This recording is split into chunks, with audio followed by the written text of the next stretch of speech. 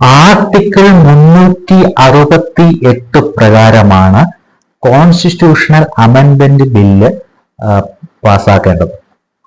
ഇതിനകത്ത് ഉള്ള പ്രൊസീജിയറാണ് പറയുന്നത്. ഒന്നാമത്തെ പ്രൊസീജിയർ, കോൺസ്റ്റിറ്റ്യൂഷണൽ അമെൻഡ്മെന്റ് ബില്ല് പാർലമെന്റിന്റെ ഇരുസഭകളിൽ ഏതെങ്കിലും ഒന്നിൽ തുടങ്ങാം.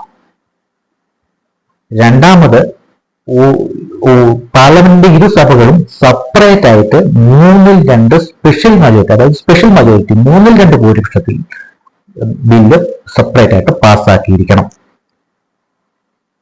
ഓരോ ഹൗസിന്റെയും ബില്ലും സെപ്പറേറ്റ് ആയിട്ട് തന്നെ പാസ്സാക്കിയിരിക്കണം.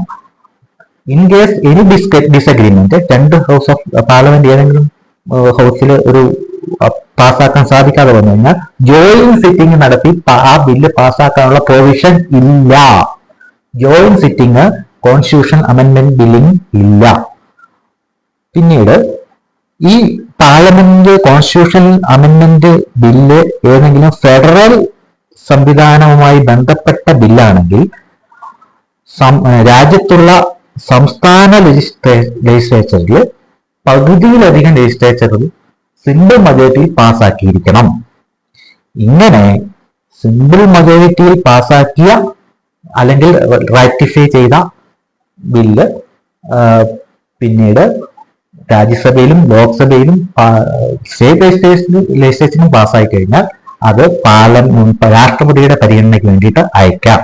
രാഷ്ട്രപതി ആ ബില്ലിന്മേൽ ഉടനടി തീരുമാനമെടുക്കണം. ആ ബിൽ പോക്കറ്റ് വീറ്റോ നടത്താനോ, അതായത് പിടിച്ചു വെക്കുവാനോ, തിരികെ കൺസിഡറേഷൻ ചെയ്യാൻ വേണ്ടി അയക്കാനോ പാടുള്ളതല്ല. ഇതാണ് കോൺസ്റ്റിറ്റ്യൂഷണൽ അമെൻഡ്മെന്റ് ബിൽ.